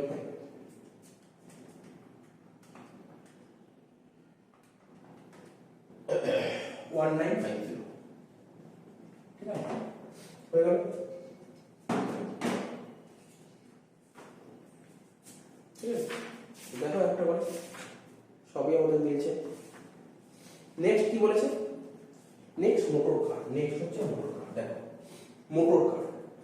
মোটর কারটা এটা তোমার 11 এ ছিল না, এখন আছে মোটর কার। ঠিক আছে, দেখতে হবে কোম্পানি থেকে মোটর কার দেয়, ঠিক আছে? কাজের জন্য, অফিসিয়াল কাজের জন্য মোটর কারটা প্রোভাইড করে।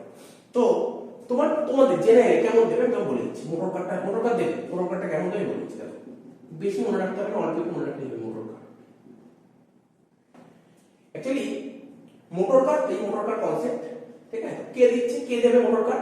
মোটর কার মালিক দেয়। কে দেয়? মোটর কার মালিক দেয়। তোমার কোশ্চেন করে দেখতে হবে, ঠিক আছে, মালিক দেবে, ঠিক আছে, প্রোভাইড কে করেছে দেখতে হবে। মোটর কারটা তোমাকে প্রোভাইড কে করেছে? প্রোভাইড স্যার মালিক, ঠিক আছে, কোশ্চেন করে দেখতে হবে মোটর কার কে প্রোভাইড করেছে। বা বুঝতে পারছো তো, মোটর কারটা প্রোভাইড কে করেছে? স্যার মোটর কার প্রোভাইড করেছে মালিক। এই মোটর কারের পেছনে খরচা, স্যার মোটর কারের পেছনে খরচা, আরে মোটর কার তেল ভরতে হবে, তারপর যে গাড়িটা চালাবে ড্রাইভার, এই পেছনে খরচা বানিগুলো কে করছে? এক্সপেন্সেস। এক্সপেন্সেসটা কে করছে? এক্সপেন্সেস ধরো এমপ্লয়ার, ঠিক আছে, ধরো মোটর কারও দিল কোম্পানি, দিল মোটর কার, খরচাও করলো কোম্পানি, ঠিক আছে। এবার দেখতে হবে ইউজ, এই মোটর কারটা কি পারপাসে ইউজ করা হচ্ছে, ঠিক আছে, কি পারপাসে ইউজ করা হচ্ছে, ঠিক আছে, বোথ, সাপোজ বোথ, এটাই তোমার পরীক্ষা কোশ্চেন সেট করবে, ঠিক আছে। তো মোটর কারের বেশি মাথায় রাখতে হবে, জেনারেল স্টুডেন্টের কথা বলছি, অনার্সের এটা খুব ইম্পর্টেন্ট, অনার্সে যারা পড়ে তাদেরও এই পয়েন্টটা খুব ইম্পর্টেন্ট। তাহলে কি বলবো, দেখতে হবে মোটর কারটা কে প্রোভাইড করেছে? মালিক, ঠিক আছে।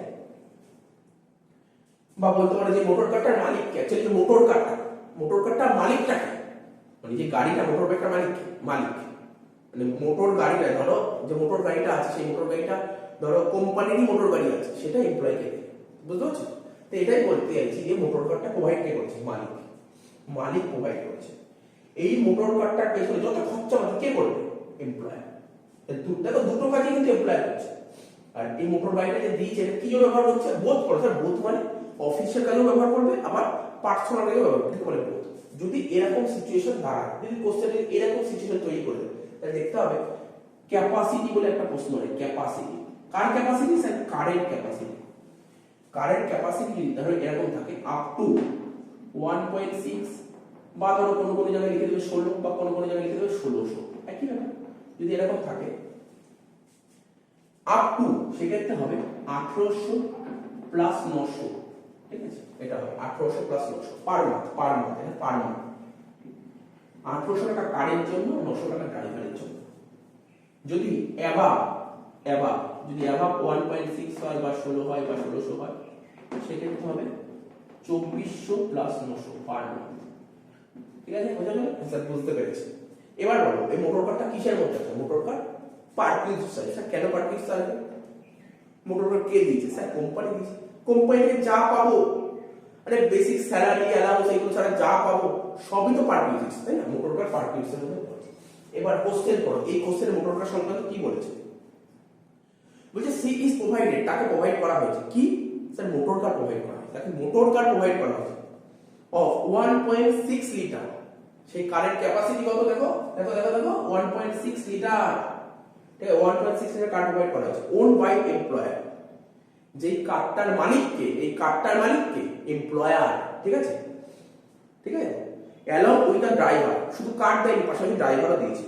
দ্য ফ্যাসিলিটি ইজ ইউজ, মানে কারটা কি পারপাসে ইউজ করা হচ্ছে? বোথ। দেখো কারটা ইউজ করা হচ্ছে বোথ পারপাসে, ঠিক আছে, কারটা প্রোভাইড করেছে এমপ্লয়ার, এবং এই কারটার মালিককে, ওটাও এমপ্লয়ার, ঠিক আছে, এবং পুরো খরচাটা কে করেছে? খরচাটাও করেছে এমপ্লয়ার। যদি এরকম হয় তাহলে দেখতে হবে কারেন্ট ক্যাপাসিটি কত বলেছে? 1.6, শুধু 1.6 মানে 1.6 অবধি, তাহলে অ্যানসারে আসবে 1800 প্লাস 900, ঠিক আছে। তাহলে লেখো পার্কিং বলে হেডিং দাও, পার্কিং বলে হেডিং দাও, পার্কিং বলে এখানে হেডিং দাও, এটা টুকে নাও, সুন্দর করে বুঝিয়ে দিতে হবে। পার্কিং বলে হেডিং দাও, अंडर सेक्शन 17 सबसेक्शन 2 লিখো মোটর কার কত হবে? 1800 প্লাস 900, বুঝেছো? হ্যাঁ স্যার বুঝেছি, কারের জন্য 1800, ড্রাইভারের জন্য 900 ইনটু কার। এখানে ক্যাপাসিটি 1.6, যদি ক্যাপাসিটি 1.6 এর বেশি হয়ে যেত তখন এটা হচ্ছে 2400 প্লাস 900। তাহলে কত হচ্ছে দেখো, গুণ করে দাও, 1800 প্লাস 900 ইনটু 12,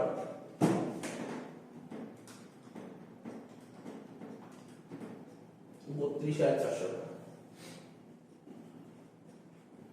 কার কমপ্লিট। আর কি আছে? দেখো মুছে দিচ্ছি নিচে প্রশ্ন,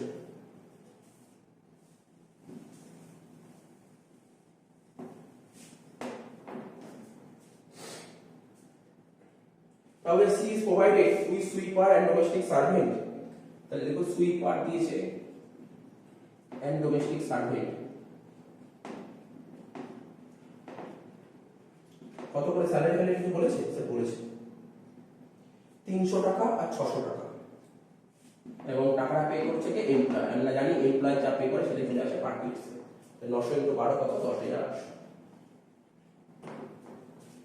তারপর কি বলেছে? Income tax, professional tax. বলছে ইনকাম ট্যাক্স 3000 টাকা আর প্রফেশনাল ট্যাক্স 1200 টাকা আর ডিডাক্টেড ফার্মার স্যালারি। ঠিক আছে, এই যে মিস রয় ছিল তার স্যালারি থেকে ইনকাম ট্যাক্সের টাকা কেটে নিয়েছে। স্যার কোথায় যাবে? কোথাও আসবে না, কোথাও আসবে না, মানে স্যালারিটা আসবে না, কোথাও মানে স্যালারিটা আসবে না। ঠিক আছে, আর প্রফেশনাল ট্যাক্স মিস রায় থেকে কেটে নিয়েছে। আগে নম্বর প্রফেশনাল ট্যাক্স মালিক দিয়েছিল, এখানে বলেছে তার থেকে কেটে নিয়েছে, মানে দিয়েছে কে? দিয়েছে কে প্রফেশনাল ট্যাক্সটা? বলছে মিস রয়ের স্যালারি থেকে কেটে নিয়েছে, তাহলে দিয়েছে কে? স্যার মিস রয় দিয়েছে। তা প্রফেশনাল ট্যাক্স কি মালিক দিয়েছে? না স্যার মালিক দেয়নি। স্যার মালিক দেয়নি, আমার পার্টিতে কেন আসবে না? কোথায় যাবে? আমি বলছিলাম কোশ্চেন যদি প্রফেশনাল ট্যাক্স দেয়, ঠিক আছে, সেটা যদি মালিক দেয় তাহলে পার্ট লিস্টে আসবে আর ডিডাকশনে আসবে। আর যদি কর্মচারী দেয় মানে এমপ্লয়ি দেয় তাহলে অনলি ডিডাকশনে আসবে। তাহলে এখানে এমপ্লয়ি দিয়েছে মানে শুধুমাত্র ডিডাকশনে আসবে। হয়ে গেল। Last point, electric bill payment করেছে এমপ্লয়ার 5000 টাকা। ইলেকট্রিক বিল 5000 টাকা মালিক পেমেন্ট করে পার্ট লিস্টে টোটাল করে দাও। টোটাল করে দাও কত হচ্ছে?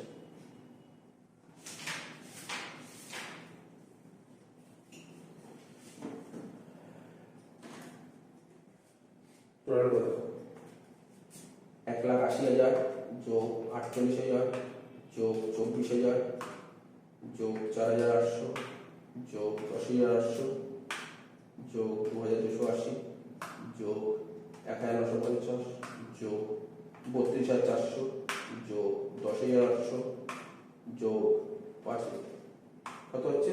3,20,030।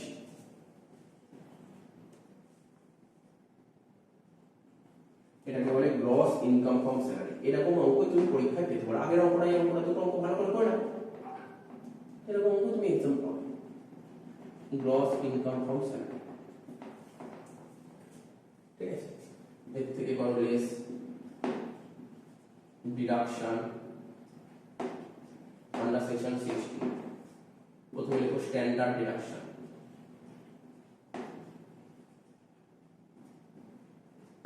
আন্ডার সেকশন 60 আই কি কত টাকা? 50,000 টাকা স্ট্যান্ডার্ড ডিডাকশন। আর কি? প্রফেশনাল ট্যাক্স কত টাকা দিয়ে প্রফেশনাল ট্যাক্স কোশ্চেন করে দেখুন। প্রফেশনাল ট্যাক্স কত ছিল? স্যার 1,200 টাকা বলে দিয়েছিল, ও স্যালারি থেকে কাটবে। কত হলো? 51,200। এর থেকে এটা মাইনাস করো, কত হচ্ছে? 2688 এটাকে বলে ইনকাম ফ্রম স্যালারি।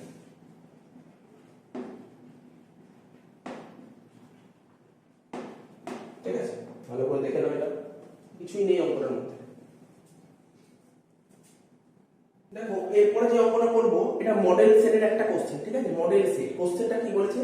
মিস মেঘনা মুখার্জি জয়েন টিসিএল, ঠিক আছে, টিসিএল এন্ড কোম্পানি জয়েন করেছে, মানে নন গভর্নমেন্ট এমপ্লয়, অন 1/4/15 এই তারিখে জয়েন করেছে। And furnish the following information for the year ended 31 March 2020। এটা যেহেতু পুরনো বই তাই 2020 দিয়েছে। ঠিক আছে, নতুন বইয়ের ডেটটা ঠিক বুঝতেই পারছেন। আগে যে দুটো অঙ্ক করা নতুন বইয়ের অঙ্ক। ঠিক আছে, তো ঠিক আছে, কোনো সমস্যা নেই, ডেটের কি যায় আসে। বেসিক পে বলেছে 40,000 টাকা পার মান্থ, ডিএ বলেছে 20,000 পার মান্থ। তাহলে কি করবে? বেসিক তো ফুললি ট্যাক্স, তাহলে করো 40,000 একটু বাড়া হবে। ডিএ 20,000 টাকা পার মান্থ, ঠিক আছে, তো ডিএ কি 20,000 টাকা পার মান্থ, এটাও ফুললি ট্যাক্স, 20,000 একটু বাড়া করবে। চিলড্রেন এডুকেশন অ্যালাউন্স কত টাকা দিয়েছি? স্যার 80 টাকা করে দিয়েছি পার মান্থ। তাহলে 80 × 12 হবে। কজন চাইল্ড? স্যার 3 জন। তাহলে কি করবে? আমি কি শিখিয়েছি আগে আমরা বললাম চিলড্রেন এডুকেশন অ্যালাউন্স কত কি? এটা স্যার পার্টলি ট্যাক্সেবল, মানে কিছু এক্সেমশন আছে। ঠিক আছে, তাহলে কি করবে? 80 × 12 × 3 করবে। কিন্তু এক্সেমশন কজনের জন্য পাওয়া যায়? স্যার 2 জনের জন্য পাওয়া যায়। তো করবে স্যার, তাহলে কত করে এক্সেমশন? আমি কি বলেছিলাম আগের অঙ্কটা? স্যার 100 টাকা করে এক্সেমশন পাওয়া যায়। তুমি পেয়েছো 80 টাকা, তোমাকে এক্সেমশন কখনো 100 দেবে? তোমাকে 80 দেবে। তাহলে কি করবে? 80 × 12 × 2 করে নিচ্ছি, দেখে নেবে। Medical allowance fully taxable. Sir ব্যাকেটে কি একটা অ্যাকচুয়াল এক্সপেন্ডিচার ফাও দিয়েছি, কোনো কাজে লাগবে না। ঠিক আছে।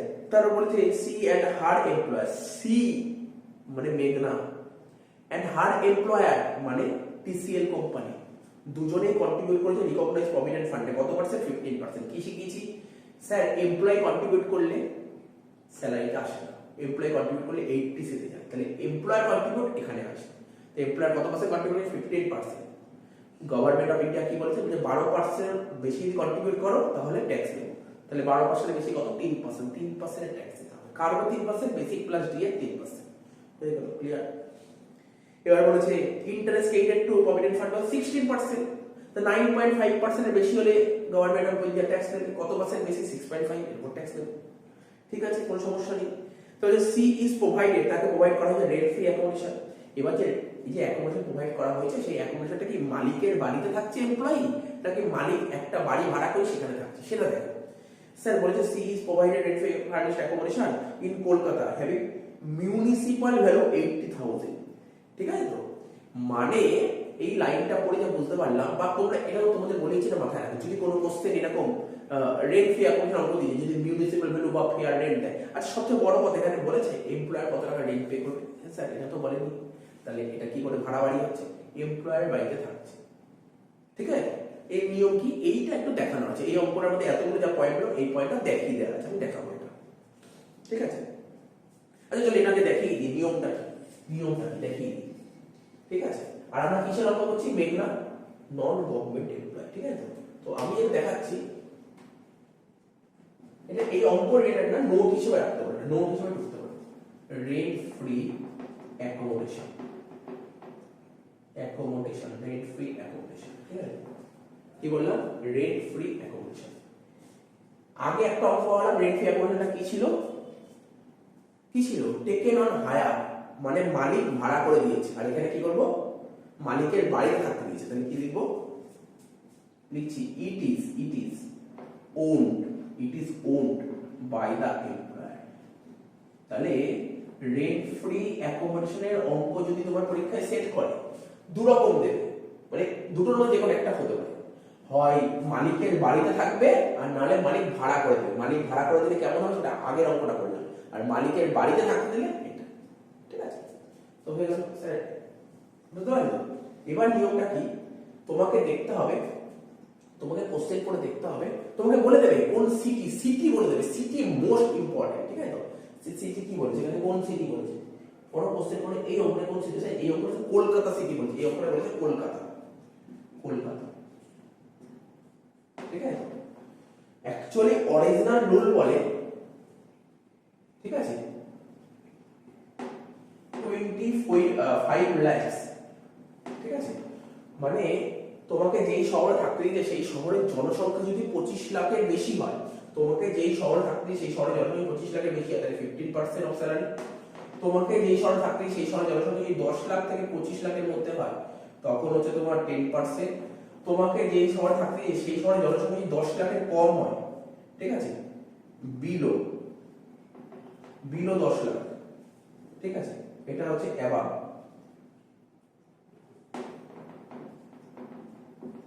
ঠিক আছে, তাহলে সেক্ষেত্রে 7.5%। তাহলে কি বলতাম? যদি মালিককে নিজের বাড়িতে থাকতে দেয় সেক্ষেত্রে কিছু রুল আছে। কি রুল? জনসংখ্যা দেখতে হবে, পপুলেশন দেখতে হবে। ঠিক আছে, তোমাকে যেই শহরে থাকতে দেয় সেই শহরের পপুলেশন দেখতে হবে। যদি সেই শহরের পপুলেশন 25 লাখের বেশি হয় তাহলে 15%, সেই শহরের পপুলেশন 10 থেকে 25 হলে 10%, আর যদি বিলো 10 লাখ হয় তাহলে 7.5%। স্যার আমি কি করে জানবো কোন শহরের পপুলেশন কত? সত্যি তো জানা সম্ভব নয়, যেটা ছোট্ট একটা টিপস আছে। ঠিক আছে, ধরো আমি মনে করি কে এম ডি সি, মনে করছি 4টে শহরের মধ্যে অঙ্ক সেট করবে। ঠিক আছে, 4টে শহরের মধ্যে অঙ্ক সেট করবে, অন্য শহরে দিতে হবে। ঠিক আছে, আমি মনে করছি এই 4টে সিটির মধ্যে অঙ্ক সেট করবে। তা মানে এই 4টে সিটিতে কি স্যার? Metro city. ঠিক আছে, মেট্রো সিটি তোমরা তো সবাই জানো, মেট্রো সিটির জনসংখ্যা নিশ্চয়ই 25 লাখের বেশি হয়, সবাই জানো এটা। তাই তাই আমি মনে করছি তোমাকে যেই শহরে জনসংখ্যা, মানে যেই শহর দেবে এই প্যাটার্নে, তো যেই শহর দেবে মনে করছি সেই শহর যদি কলকাতা, মুম্বাই, দিল্লি, চেন্নাইয়ের মধ্যে থাকে, তাহলে মনে করব এর জনসংখ্যা 25 লাখের বেশি। আর যদি এই শহরগুলো না দেয় তাহলে আমি মনে করব না এই শহরে জনসংখ্যা 25 লাখের কম, মানে মানে মনে করো 10 লাখ থেকে 25 লাখ। সাপোজ ধরো অন্য কোনো শহর নিচে, অ্যাকচুয়ালি জানা তো সম্ভব না, ধর সাপোজ তোমাকে দিল আসানসোল, তুমি কি করে বলবে আসানসোল জনসংখ্যা? তোমাকে মনে রাখা সম্ভবই নেই। কি করে মনে রাখবে? কি করে মনে রাখবে আসানসোল জনসংখ্যা? তো জানা সম্ভব নয়। তোমাকে দিল হাওড়া, হাওড়া জনসংখ্যা, তুমি কি করে বলবে হাওড়া জনসংখ্যা? এক্স্যাক্টলি বলা সম্ভব নয়। তবে আমরা এটা জানি যে মেট্রো সিটির জনসংখ্যা 25 লাখের বেশি, কোটিতে খেলে, ঠিক আছে? মেট্রো শহরের জনসংখ্যা 25 লাখের বেশি। তাই যদি মেট্রো শহর দেয় তাহলে তুমি সোয়া সাপটা 15% বেড়ে দেবে। তাই যদি মেট্রো শহর না দেয় তাহলে তুমি 10% ধরে দেবে। ঠিক আছে, কোনো সমস্যা নেই, এখানে কোনো সমস্যা নেই। ঠিক আছে, বলে দিলাম, এইটুকুই বলে দিলাম। তো এখানে এই অঙ্কটা কি দিয়েছে স্যার? এই অঙ্কটা দিয়েছে হচ্ছে কলকাতা মানে মেট্রো শহর। জনসংখ্যা কত ধরবো স্যার? আপনি তো বললেন মেট্রো শহরের জনসংখ্যা 15%, তাহলে 15% ধরো, 15% স্যার। ঠিক আছে, বোঝা গেল? আশা করি বুঝতে পেরেছি। তাহলে এটা করবো। তারপর কি বলেছে? তারপর বলেছে তোমার দেখো পড়ো 7 নম্বরটা। On 1690 she took a loan, সে একটা লোন নিয়েছে 3 লাখ টাকা, মালিকের থেকে 3 লাখ টাকা লোন নিয়েছে। ঠিক আছে, মালিক বলছে ঠিক আছে তুমি আমাকে 3% ইন্টারেস্ট দাও। কিন্তু ওই লোনটা যদি স্টেট ব্যাংক থেকে নিতাম, স্টেট ব্যাংক আমার থেকে কত পার্সেন্ট ইন্টারেস্ট নেবে? 8%। তাহলে তুমি কোথা থেকে লোন নেবে? স্যার অফকোর্স কোম্পানি থেকে নেবো। তাহলে কোম্পানি থেকে লোন নেওয়া তোমার কত পার্সেন্ট বেনিফিট হলো স্যার? 5% বেনিফিট হলো। এটা পার হয়েছে। ঠিক আছে, 3 লাখে 5% করে দেবে। ঠিক আছে, তারপর ডেট বলছো বাবা, এটা আবার ডেট বলছো না। লোনটা নিচে কবে তুমি? 1/6। তাহলে জুন মাসে লোন নিলে, তাই তো? জুন মাসে লোন তুমি লোনটা নিচে কবে? 1/6/19। তাহলে 31 মার্চ অবধি কত হচ্ছে স্যার? 6, 7, 8, 9, 10, 11, 12, 1, 2, 3, 10 মাস হবে। তাহলে এখানে হবে 3 লাখ ইনটু 10/12। ঠিক আছে, ইনটু 5%। কি করে 5% হলো? 8 থেকে 3 বাদ দিলাম। ঠিক আছে, হয়ে গেল। তারপর কার বোঝানোর কিছু নেই, আমি একটাই লিখে দিয়েছি, ইনকাম ট্যাক্স, তারপর professional tax deducted from a salary. তো ঠিক আছে, এটাও আমি একটাই করে দিয়েছি। Her personal electric bill paid by employer, এটাও তো সোজা। তো চলো অঙ্কটা করো, আমি দেখবো তোমরা কতটা ঠিক করে। তোমরা করো।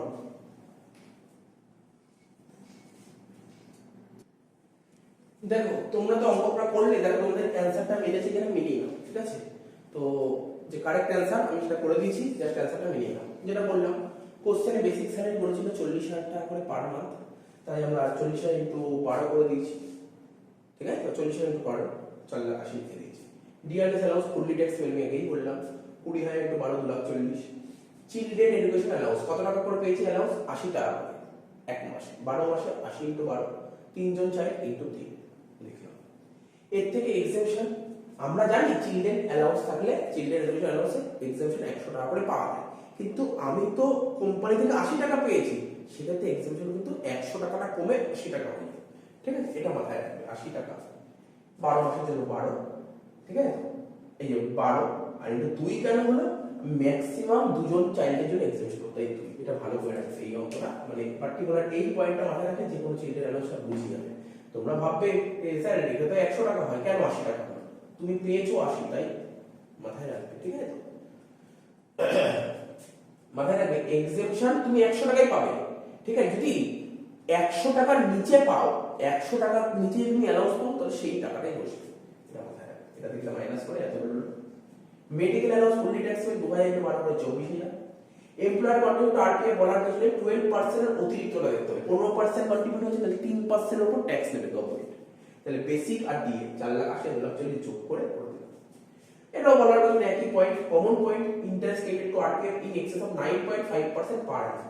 তোমার যে ক্রেডিট হচ্ছে না টাকাটা প্রভিডেন্ট ফান্ডে, তার উপর ওইটা কিন্তু 16% ইন্টারেস্ট হচ্ছে, তাই তো? আর ইন্টারেস্ট অ্যামাউন্ট 12,000 16% রিপ্রেজেন্ট করছে, তাহলে এক্সট্রা 6.5 কত?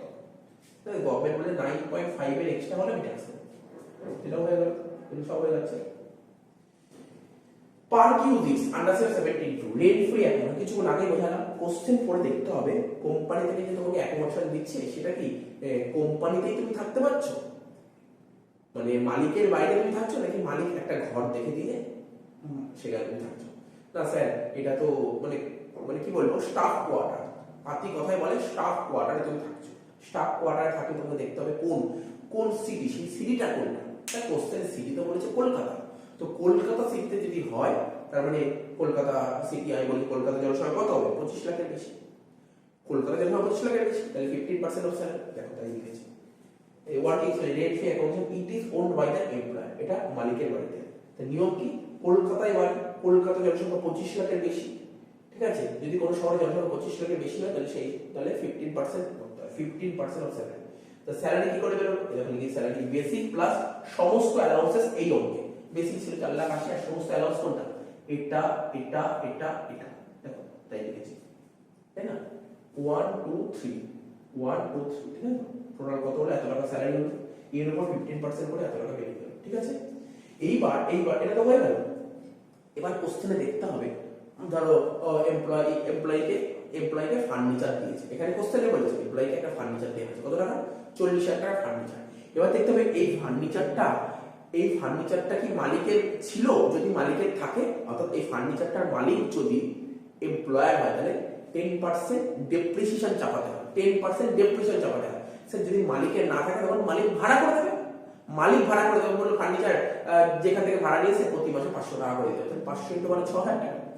তো এটা মাথায় রাখতে হবে, যদি যোগ করে হয়ে গেল এত টাকা, সেই টাকা তোমার এখানে বসে গেল। কার্ড তো বলার কিছু নেই, কারণ কারের ক্যাপাসিটিটা কত ছিল 1.8। আমি কি বলেছিলাম, কার্ডটা প্রোভাইড করেছে কে, sir Malik.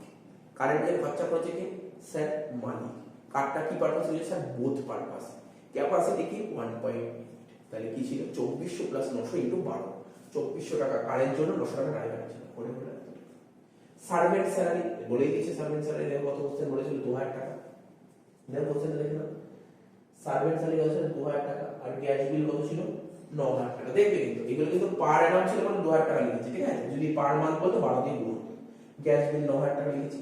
Interest on loan, দেখো লোন নেওয়া হচ্ছে 3 লাখ টাকা, আগেই বললাম তুমি স্টেট ব্যাংক থেকে লোন নিলে 8% নেবে, কিন্তু কোম্পানি থেকে 3%, তুমি 5% বেনিফিট পেলে, এটা পার ডিজিট, তাহলে এটা 5% হলো, 10/12 গেলে তুমি লোনটা নিয়েছিলে দেখো 1/6, মানে ফার্স্ট জুন নিয়েছিলে।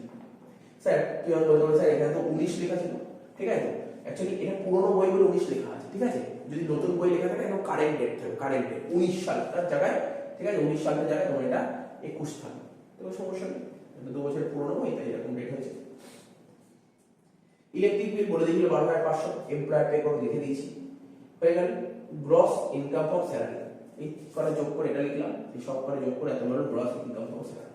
এর থেকে ডিডাকশন আমরা 16 করেছি, স্ট্যান্ডার্ড ডিডাকশন 16 আইএ 50,000 টাকা, আর প্রফেশনাল ট্যাক্স বলেই দিয়েছিল, তবে কোশ্চেনে বলেছিল ইনকাম ট্যাক্স আর প্রফেশনাল ট্যাক্স মেঘনার স্যালারি থেকে কেটে নেওয়া হচ্ছে, তাই তো, তো মেঘনার স্যালারি থেকে কেটে যে ইনকাম ট্যাক্স, তো স্যালারিটা আসে না, কিন্তু প্রফেশনাল ট্যাক্স এখানে লেস হবে, ঠিক আছে, করলে এত হলো, এটা থেকে মাইনাস হলো শেষ। তো এই যে 3টে অঙ্ক করালাম না, এই যে 3টে অঙ্ক স্যালারি বড় বড় 3টে অঙ্ক করালাম, তোমরা যারা জেনারেলে পড়ো এই 3টে অঙ্ক করে গেলে, আমি বলে দিচ্ছি, আমি বলছি গ্যারান্টি নিয়ে বলছি, তোমরা পরীক্ষায় 3টে অঙ্ক ভালো করে করতে পারো, পরীক্ষায় কি অঙ্ক নামাতে পারো, হবে 3টে অঙ্ক ভালো করে বুঝে। এবং আমার কাছে যারা পড়ছো 10টা অঙ্ক হোমওয়ার্ক দিচ্ছি, এই অঙ্কগুলো পারলে, এই অঙ্কগুলো ভালো করে বুঝে 10টা অঙ্ক নিজেই করতে পারবে, কোনো সমস্যা হবে, এবং ওই 10টা অঙ্ক করে গেলে আর কোনো চিন্তা নেই, এর মধ্যেই পরীক্ষায় করতে পারবে।